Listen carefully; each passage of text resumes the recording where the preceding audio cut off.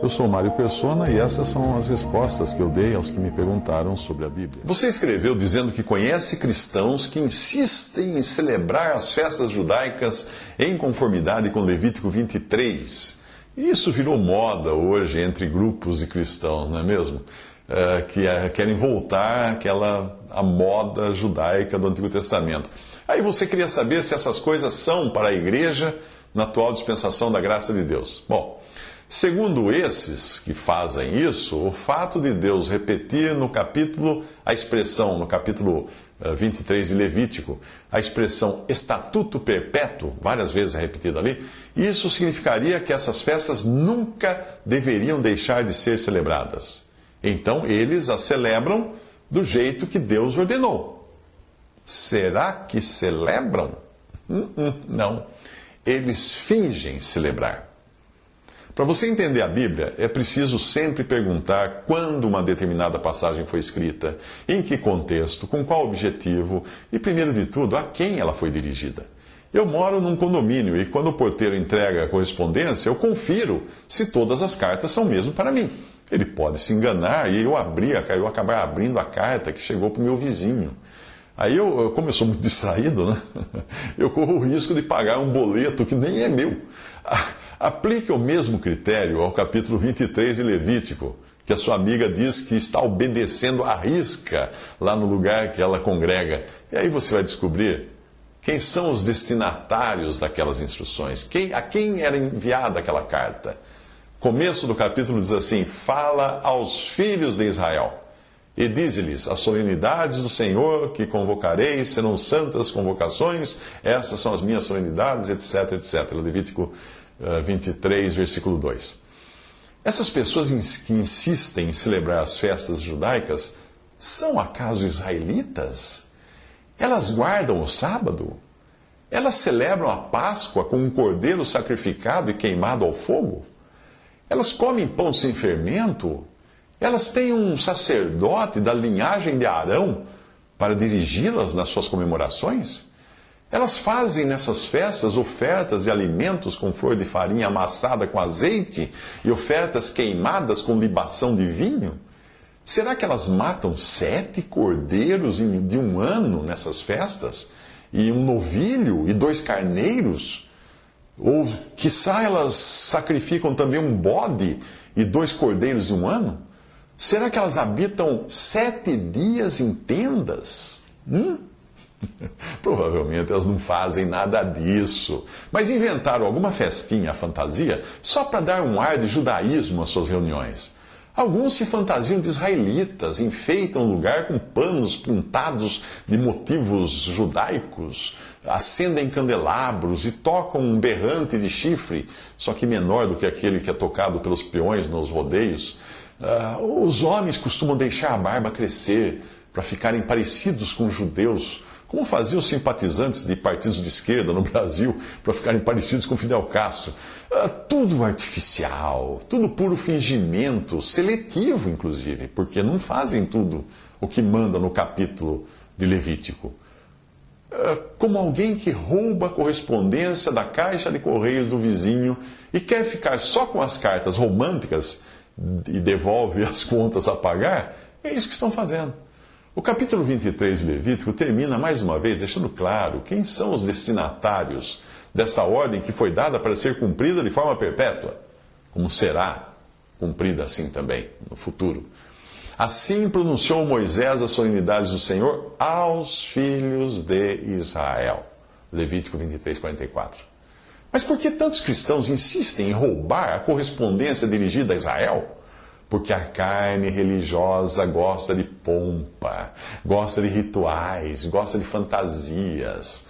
As religiões cristãs católicas e protestantes sempre fizeram isso, em alguma medida, não é? Construindo templos com altares, queimando incenso, criando uma ordem sacerdotal toda paramentada, com roupas diferentes dos leigos, acendendo velas em candelabros, introduzindo muitos outros elementos alienígenas à adoração cristã, que esta, sim, ensinada pela doutrina dos apóstolos, que deveria ser simples, deveria ser despojada.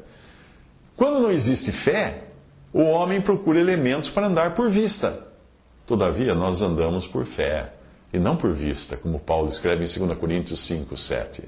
A esses que querem parecer judeus, vale a repreensão feita por Paulo a Pedro. Ele diz assim: chegando Pedro a Antioquia, lhe resisti na cara, porque era repreensível. Porque antes que alguns tivessem chegado da parte de Tiago, comia com os gentios. Mas depois que chegaram os judeus, os que eram mais judaicos da parte de Tiago, se foi retirando e se apartou deles, temendo os que eram da circuncisão. E os outros judeus também dissimulavam, ou seja, fingiam juntamente com ele. De maneira que até Barnabé se deixou levar pela sua dissimulação, pelo seu fingimento. Gálatas 2, de 11 a 12, por isso que Paulo resistiu contra Pedro, na cara de Pedro. Dissimular significa disfarçar, você se disfarçar, você fingir, para parecer que você é alguém que na verdade não é. Um bom antídoto para essa judaidice, nem existe o termo, vou inventar agora, judaidice, que tem invadido a cristandade, é o capítulo 2 da carta aos Colossenses. Aquela assembleia de Colosso estava enfrentando a invasão de pessoas trazendo ideias emprestadas da filosofia, do legalismo judaico, do misticismo e do asceticismo orientais. As religiões cristãs da atualidade também trazem essas coisas num grau maior ou menor. E se Paulo falava que, abre aspas, grande combate tenho por vós e pelos que estão em Laodiceia, Colossenses 2:1, é porque essas coisas estavam realmente causando danos ao testemunho cristão. Então ele vai direto naquilo que deveria ocupar os corações deles, Cristo, para que os seus corações sejam consolados e estejam unidos em amor, enriquecidos da plenitude da inteligência, para conhecimento do mistério de Deus e Pai e de Cristo, em quem estão escondidos todos os tesouros da sabedoria e da ciência. Colossenses 2, de 2 a 3. Era Cristo o tema, era com isso que eles tinham que se ocupar, não com festa, não com fantasias. Os sacrifícios e festas dados a Israel na dispensação da lei têm para nós hoje um aspecto simbólico, porque, como nós sabemos, eles eram, abre aspas, sombras das coisas futuras, fecha aspas, Colossenses 2,17. Assim é consolador nós lermos o Antigo Testamento e descobrirmos quantas coisas ali prefiguravam Cristo na sua obra, em seus diferentes aspectos. Hoje nós não nos ocupamos com a sombra, nós nos ocupamos com Cristo, que é a realidade. Quando uma pessoa querida vem visitar você, a sombra dela pode chegar um segundo antes e aparecer na parede da entrada da sua casa antes que ela entre. A sombra. Você se alegra quando vê aquela sombra, não se alegra? Claro, você sabe quem está chegando. Mas no momento em que aquela pessoa coloca os pés no aposento em que você está, você não vai nem pensar em convidar a sombra para tomar café. É com a pessoa real que você vai querer se ocupar. Quando eu vejo cristãos hoje ocupados com o judaísmo, celebrando festas judaicas, sabe o que eu penso? Eu penso naquela criança pequena que ganha um brinquedo caro de pilha eletrônico e aí ela prefere brincar com a caixa. A lei dada a Moisés não se limitava aos 10 mandamentos, porém incluía centenas de ordenanças que estão registradas no Pentateuco. Cada oferenda ali nos fala de Cristo, cada sacrifício ali aponta para o sangue que seria derramado na cruz, para a glória de Deus e a salvação do pecador. O próprio tabernáculo, aquela grande tenda que Deus ordenou como lugar da adoração para os hebreus no deserto, era uma figura de Cristo. Cada utensílio ali tinha a ver com Cristo, até o véu, a grande cortina que impedia o acesso ao Santo dos Santos, era uma figura, que o Santo dos Santos era uma figura da presença de Deus. Esse véu nos fala de coisas relativas a Cristo. E é disto que fala a carta aos Hebreus, ao mencionar o véu do templo, que foi rasgado no momento da morte de Jesus. Tendo, pois, irmãos, ousadia para entrar no santuário pelo sangue de Jesus, pelo novo e vivo caminho que ele nos consagrou pelo véu, isto é, pela sua carne, Hebreus 10, 19 a 20. Novo. Arão, irmão de Moisés, era uma figura do sacerdócio de Cristo intercedendo por nós junto a Deus. Cada detalhe das roupas de Arão e do ministério de Arão apontavam para o caráter e ministério de Jesus como nosso sumo sacerdote. Porém, por mais preciosas que sejam as figuras do Antigo Testamento, a carta aos Hebreus nos exorta a não nos ocuparmos com tabernáculos, com templos, com sacerdotes humanos, com rituais copiados do judaísmo, mas sim com a realidade que agora é Cristo. Aos Coríntios, Paulo escreveu que estas coisas foram nos feitas em figura. 1 Coríntios 10, 6. E Hebreus diz assim, que elas servem de exemplo e sombra das coisas celestiais e devem ser vistas como figura do verdadeiro. Hebreus 8, 5 e Hebreus 9, 24. Outra passagem diz, mas vindo Cristo, sumo sacerdote dos bens futuros, por o maior e mais perfeito tabernáculo, não feito por mãos, isto é, não desta criação, nem por sangue de bodes e bezerros, mas por seu próprio sangue, entrou uma vez no santuário, havendo efetuado uma eterna redenção. Temos um sumo sacerdote tal que está assentado nos céus, à destra do trono da majestade, ministro do santuário e do verdadeiro tabernáculo, o qual o Senhor fundou, e não o homem. Hebreus 9, 11 ao 12, Hebreus 8, do 1 ao 2. Depois de saber disto, como é que um cristão poderia de sã consciência adorar a Deus num templo feito de tijolos, com um sacerdote humano, vestido com uma fantasia judaica, dessas que compram em loja de fantasia, num altar de mentirinha, com tantos utensílios piratas, cópias baratas das figuras do Antigo Testamento? Como um cristão poderia se sujeitar a uma brincadeira dessa, a uma gozação dessa, com símbolos que apontavam para Cristo, que apontam para Cristo? Em Colossenses, Paulo escreve enfatizando a firmeza da vossa fé em Cristo. Ele fala para os Colossenses, em Colossenses 2,5, e enfatiza também o andar em Cristo, arraigados nele, edificados nele, tudo é nele, tudo é em Cristo. Colossenses 2, de 6 a 7, você encontra. Então, no final, Paulo alerta contra as filosofias e tradições dos homens, que não são segundo Cristo. Colossenses 2,8. E aí vem uma das passagens mais belas das Escrituras.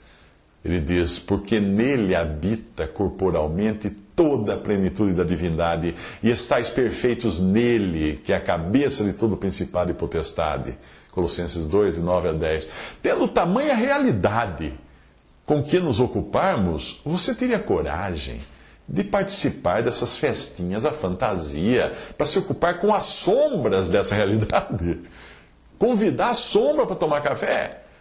Até a circuncisão, que fazia parte dos ritos judaicos, é aqui deixada para trás na carta aos Colossenses, em troca de, abre aspas, uma circuncisão não feita por mãos no despojo do corpo dos pecados da carne, mas pela circuncisão de Cristo. Colossenses 2,11. E a seguir, Paulo menciona o batismo, que fala de morte, e também a ressurreição, que fala de vida, lembrando da condição perdida em que nós estávamos nos versículos seguintes.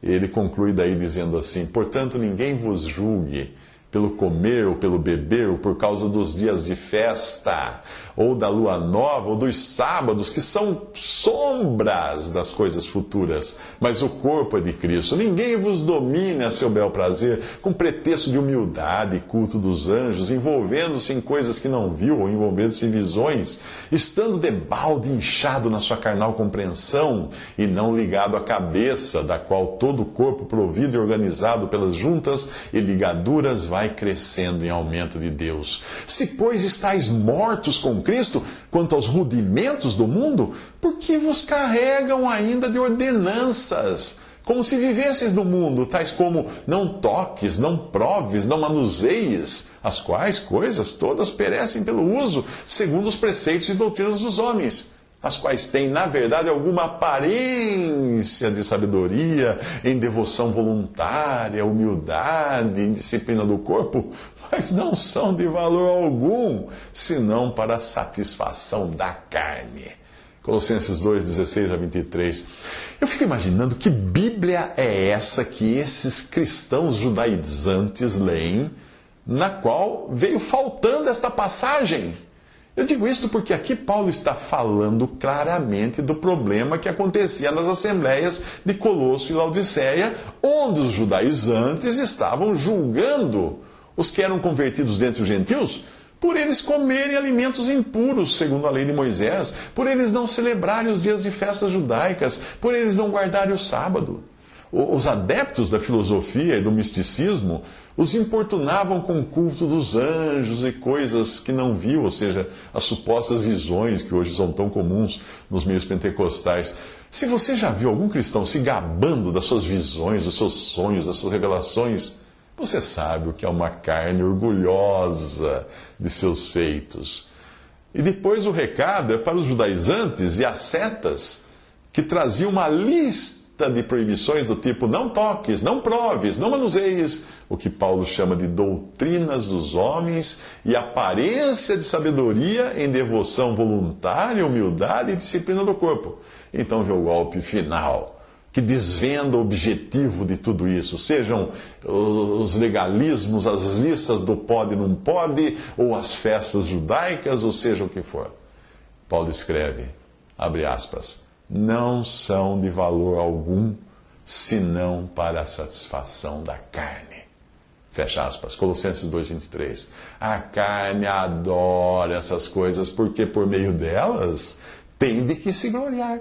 Pode contar suas visões, seus sonhos, pode dizer que não come isso ou aquilo, pode dizer que se veste dessa ou daquela maneira. Você já viu nas redes sociais quanta gente gosta de falar da dieta que está fazendo, dos exercícios da academia, da roupa que comprou, etc. Não que essas coisas estejam erradas, né? Mas todas essas pessoas, todas essas coisas, se gabar de fazer essas coisas, pertencem ao homem natural e às coisas dessa vida. E jamais deveriam se misturar à ocupação do cristão na sua adoração a Deus, a ocupação que é Cristo. Se você entrar num frigorífico, verá grandes peças de carne penduradas, né? Aquelas grandes carimbadas, com um carimbo azul do Ministério da Agricultura, com os dizeres inspecionado. Agora, quando você vir cristãos celebrando festas judaicas, fantasiados de judeus, soprando chifre de carneiro, comendo alimentos judaicos e até falando hebraico para impressionar, tente enxergar nisso tudo um carimbo azul escrito carne. Se você prestar atenção, vai perceber que ele está lá. Como é que ele se manifesta? Por meio do orgulho espiritual de dizer, nós seguimos a lei, nós celebramos as festas, você não. O fariseu, estando em pé, orava consigo desta maneira: ó Deus, graças te dou, porque não sou como os demais homens, roubadores, injustos e adúlteros, nem ainda como este publicano. Eu jejuo 2 vezes na semana, dou os dízimos e tudo quanto possuo. Lucas, capítulo 18, de 11 a 12. Acho que não precisa explicar, precisa? Visite respondi.com.br. Visite 3minutos.net.